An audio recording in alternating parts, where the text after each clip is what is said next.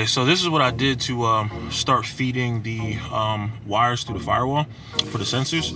So pretty much my fuel pressure sensor, the wire for my trans temp sensor, and the wire for the wideband box over there, all three are going to pass through this boot. Now I decided to go with a 2-inch hole, just in case, because I wanted to make room for any future things I may do. I always try to give myself wiggle room for the future. But this is the first time I actually used one of these grommets, and it came out pretty well. Sent the picture over to my brother, and he was like, wow, that looks, did you put that there? I'm like, yep. And he was like, yeah, it looks factory. And I was like, yeah, it does. Just surprised the heck out of me. So all I did was just take a box cutter, cut out that section right there, drill with the 2-inch drill hole, and I got those grommets off of Amazon. I'll put the link in, and you pretty much just cut across them, and once you do, you can you know, like poke a hole through it or whatever, and so that way you don't have a whole bunch of water coming back. So it comes in handy. But yeah, so that's where those are going, up under the firewall. All right, so on this side of the firewall, I'm gonna try to get under there so you can see it. There's the grommet right there. And I got the wire passed through. As you can see, there's like a good amount of space there where there's nothing in the way, no wire and harness you're gonna hit coming on the opposite side. And it's a pretty good amount of room. So I kind of routed it around the brake booster. That's the wire right there. I'm just gonna tuck it and put it in over by the Schrader valve. So when you order this, the actual, what's that called?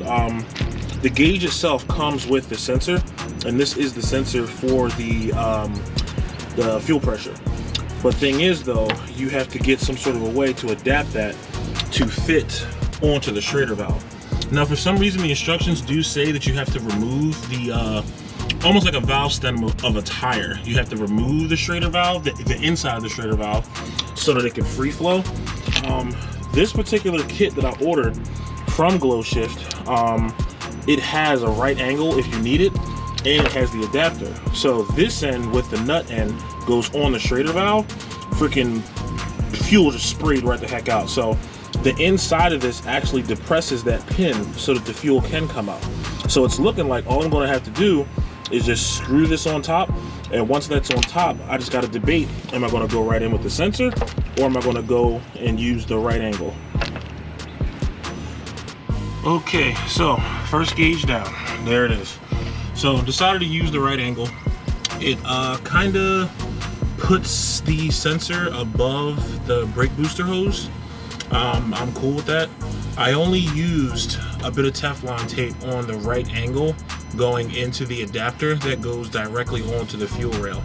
So and I don't have any leaks. I just tested it out, just plugged it in, and it's good to go. So I'm actually going to turn the key, and you'll see the pressure.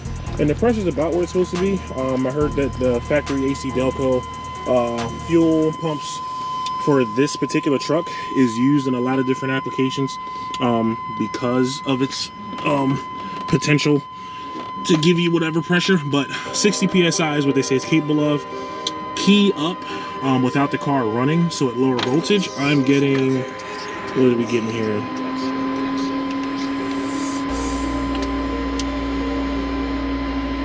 Yeah, I'm getting over 50, close to 60. It's building. So yeah, solid. So I would say that's a win. First gauge down.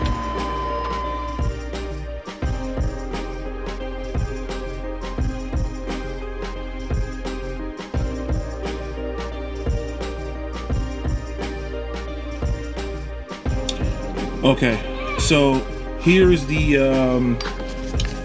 trans temp sensor from Glowshift. The one that comes with the regular one that you order from them, it actually is a bit longer than this one. This is the one that they consider the stubby. So but just like the other one, it does come with connections on the end. These are already pre-installed on to the actual sensor, and they have ones that are not crimped yet, so you can slide on to the wire that you put on yourself. It specifically says 18 and 20 gauge.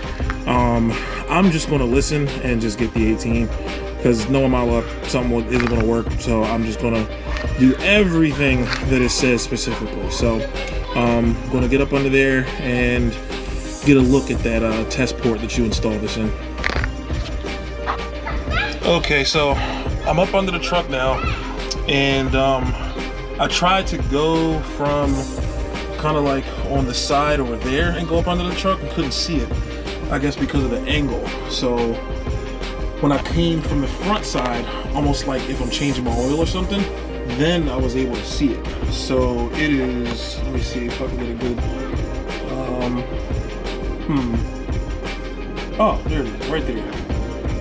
So it's that nut right there on the side. I'm not sure what size it is yet. I'm about to find out. The sensor itself that came from Glowshift is a 14 millimeter. So I figured with this one, after laying eyes on it, it's about either, I say 13, maybe 14, possibly even 15. I doubt it, but I'd rather have them all down here instead of constantly getting up and down. So I'll see which one it is. I got that one out. Got the new sensor in. Here's the wires dangling from it. So try to get closer, and because it's clean, you can probably see it better since the other one wasn't. But here is the factory plug that's in it that comes out, and I was wrong. This was actually an 11, so it's pretty small. It's an 11, and what helped me and I recommend for the job that made it super quick is these ratcheting wrenches with the swivel, because I was able to not only get in there with the 11 to get the factory one off, but I was able to take the size 14, feed the wires kind of like through the hole of the actual wrench, and then once I did that, got the 14 on and ratcheted it in there, and made it pretty easy. So now I just got to get the wires through the hole that I made in the firewall and get it wired down to the sensor, and that should be it.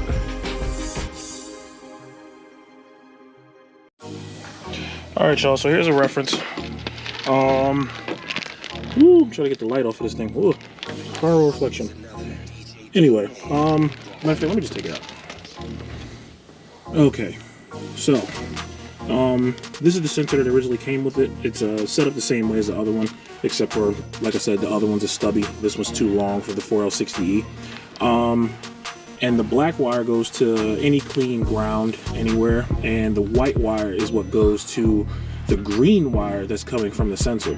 So with the extra pieces that they provide with it, I clamped the since the black wire on the sensor has the what is that? That's a female. The black wire on mine is a male here, so we can actually click into the black female. And then I have the red wire here. It would have been nice if I could have found green fast, but me being impatient, I just got the red.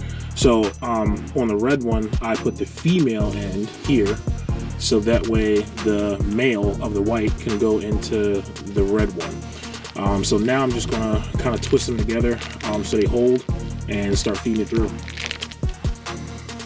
All right, so I got more wire than I actually need. Rather have too much and have them set up and ready to go and just trim a little bit than to not have enough. So some of you may have seen this before, but I figured I'd share really quick. Why not?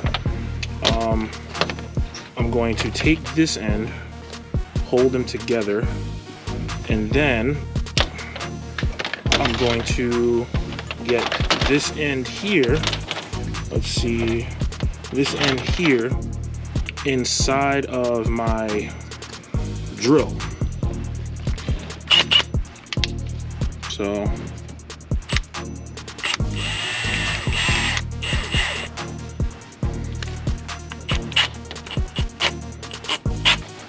all right, so it's in.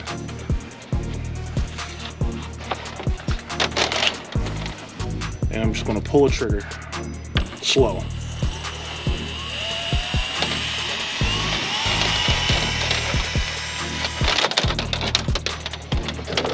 Mike!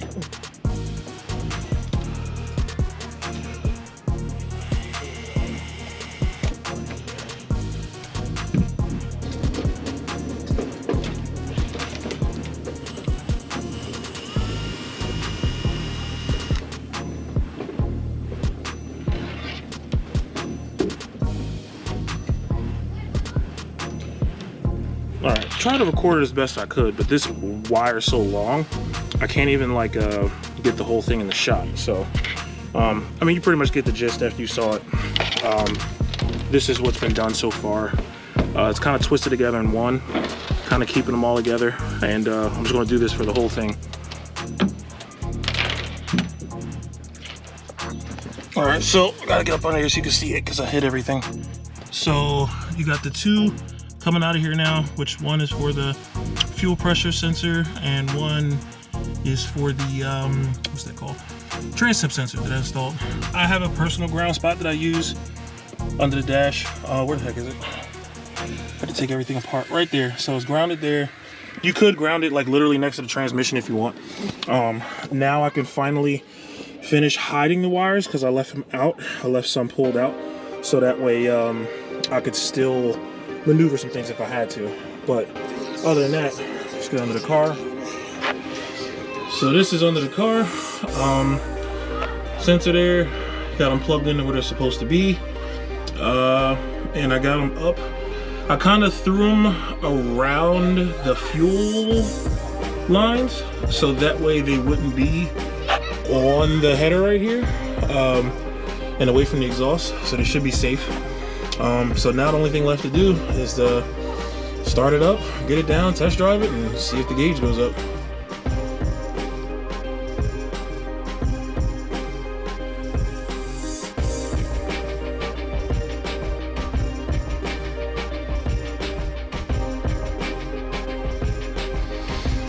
Alright, so here I am. You guys are looking once again at my makeshift exhaust that I kind of pieced together, made worked. So this is the third and last of the 3 gauges I installed. The mission to get them actually functional, and that is the Wideband O2 from Glowshift. So I pretty much took all the hardware out so that way I can get it around, and they kind of want, I guess, what they call a 10 degree, but I mean, long story short, to me, it just looks like they want the same angle as like an actual, you know, whatever O2 sensor like kind of comes in a car. So I'm just gonna get it so that way it's not flat like a 90 straight across. It's got to have a bit of an angle to it. I'm guessing that's what they meant by like 10 degrees, but I'm just trying to get it right around where it would be at that angle. And then once I do, the goal is to take my marker and try to mark as best I can where it needs to be drilled out at. So well, it's kind of tight under here, so it's making it awkward. Let's see here. Because I want to come closer actually with the band. So I'll go here. Hopefully the marker fits here.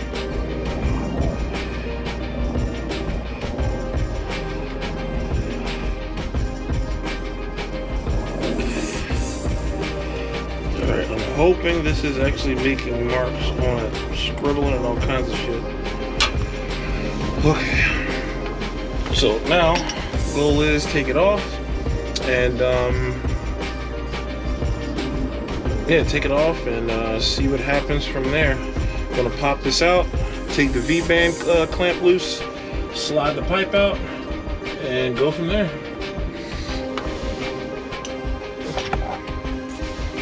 13. Too lazy to get my socket, which I really should get, but I'm not.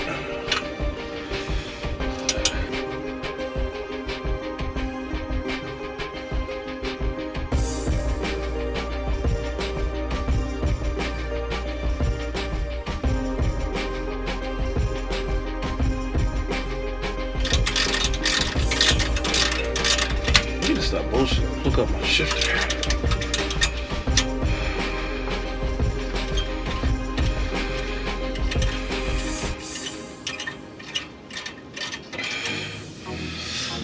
right.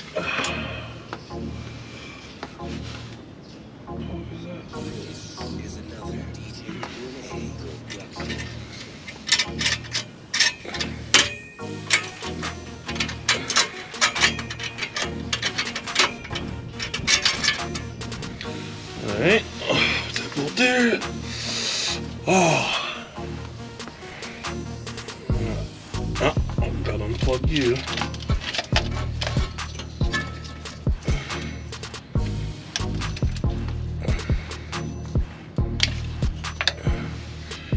Alright, I think we're coming out.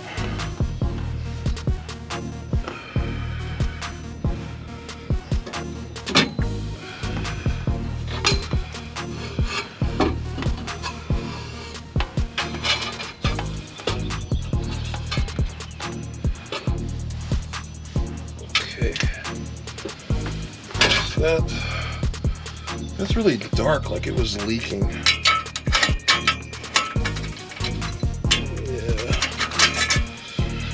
Oh, one thing is the next, whatever. Okay, so here's the plan. The marker did work, and it's pretty much, I want to say, in line with this. Probably could go up a little bit. So I actually am going to bring it up a little bit, but over slightly to the left to give it a little breathing room away from this clamp. So I went to the store, grabbed the punch. Almost bought the wrong one for like wood, but this is a punch for metal, so that way the bit doesn't walk on me. So I just got to make an indentation, pop it in. And I also went to the store and grabbed a step bit. I had one, don't know where it was, and it was kind of like a super cheap one. This one's not that much more expensive, but it's definitely better than the one I had. So it calls for, in the directions, 13/16. So I'm not even sure if this will, let me see. I'm trying to see if I can get it to focus. But anyway, 13/16 is on here. It's a couple steps up. That's what I'm going to go to. And what I'm guessing is that the 13/16 is, if you can see, you know what, let me just get it off. If you can see in here, it kind of has like a lip. So I'm guessing that this lip itself is probably about a 13/16, and maybe this lip where the sensor screws into actually sits in the hole of 13/16. So I'm gonna pop the punch, drill it out, and we'll see if that's how it works. Okay, so the hole is drilled. And this is the piece that they give you. That's kind of like the gasket, the sealer, to stop it from leaking. There was a piece of paper right there on the back side. Peeled that off, sticky side down, and now I just have to get the clamp itself and put it on there. Oop, off. Now I just got to get the clamp itself and put it on there and tighten it down. And out of curiosity, like I said, I'm curious to see if this thing actually slides into that hole. Let's see here.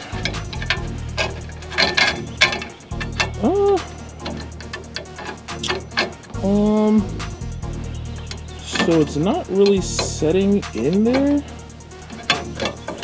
Maybe it's not supposed to, or maybe I'm doing something wrong.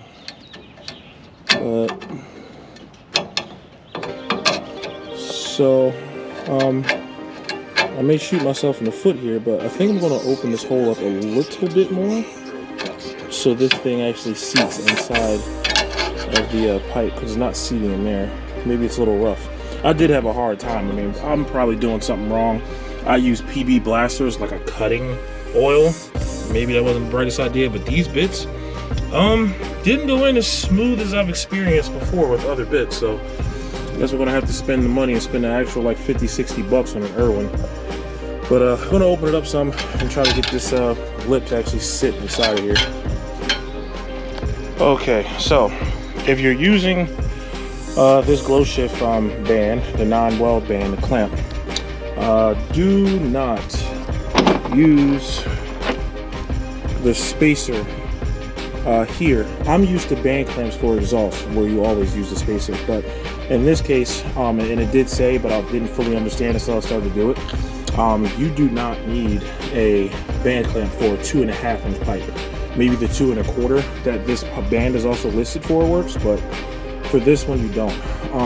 I didn't like how there was kind of that upward hump there where the sensor is on the band at. I was trying to get it to be a flush round going around, but it's actually machined that way. So at first I thought the 1316 wasn't a big enough hole, so I started to drill it a little bit bigger, but I'm like, you know what, let me look some more, and that's when I saw it's like machined this way. I just hope that that doesn't result in a leak, because this is just how it's made and how it was welded up on the band. So at this point, just time to install it and see what it does. All right, so I get this O2 sensor plugged back up. Tuck this back up out of the way so nothing happens to it. Now this is going to present a whole new project, sort of, kind of. Tighten up the V band already, so this is tightened back up. The one thing that I have to do is, let's see, this is the provided wideband bung that comes with it. I have space to put it in, and I can twist. The thing is, I don't like, I'm trying to feed this up through here so it spins a little easier, maybe. And gotta get it started. So it's twisting, it's going.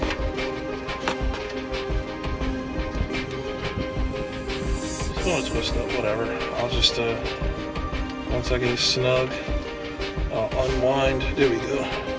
Now I'll unwind this wire.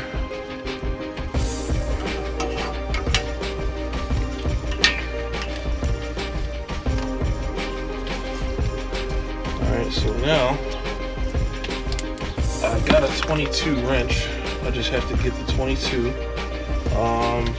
tighten it up with the 22, and once I do that, let's see, yeah, once I tighten it up with the 22,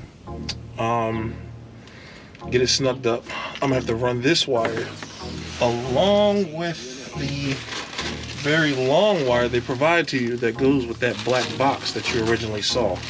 So plus just have to work some zip ties. I mean, everybody's done their own custom stuff, so I mean, you pretty much just work the zip ties to however you want it to work, however you want to, you know, route the wire out of the way. So I'm gonna get that 22 and get this thing snugged up and start running wire. People, it's all in. Everything's working. Everything. All 3 of the gauges. You saw, but probably when I first put it in, I just got everything wired up, everything turned on. But now, after going through all 3, I mean, we're talking, shame I gotta look at it.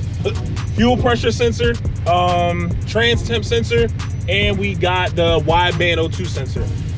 All 3 of those are up and running now. Definitely worth it. I mean, for me, especially when, I'm not recommended to anybody, but when you got a daily driver that you're kind of like beating on and whatnot, I definitely want to at least be able to monitor certain things so I know when to like dial it back. And for example, I can look and tell like, all right, my trans is hot. Let me back off for a while, especially when I put the stall converter in. Then same thing with the wideband. If I know I'm sitting here pedal to the metal and my freaking AFR is off, I can tell that it's off and I can let up off of it something, try to at least get more life out of the already, I want to say on borrowed time motor. So yeah, man, I'm gonna just show you guys what it looks like. All right, y'all, here it is. So there we go. We got the fuel pressure. It's doing like a little weird strobe thingy, but it's just the camera for some reason catching the light. Then, so fuel pressure's reading good. Right there, we got our trans temp sensor. That's reading good. And then last but not least, all the way at the bottom, we got our AFR. AFR is picking up nice. So there it is, man. And I actually, like I said, it looks good to me. Got the factory color in, sits where it's supposed to sit, secured. I'm happy. All right, this right here, this is a nighttime view. best I could with the lights that I currently have. Truthfully, the dash I wanted white, but from the factory these come with like a bluish tint, the film that's on it, so it's kind of like a blue. But I still went with the one that was closest to like a white that I could from these. But yeah, here we go again. Fuel pressure looking good. Then we got our trans temp, that's looking good. And then let's see here. Boom, that came up pretty decent. There you go. That's the AFR. So there it is, man. Definitely happy with the outcome, man. See y'all in the next one. Peace.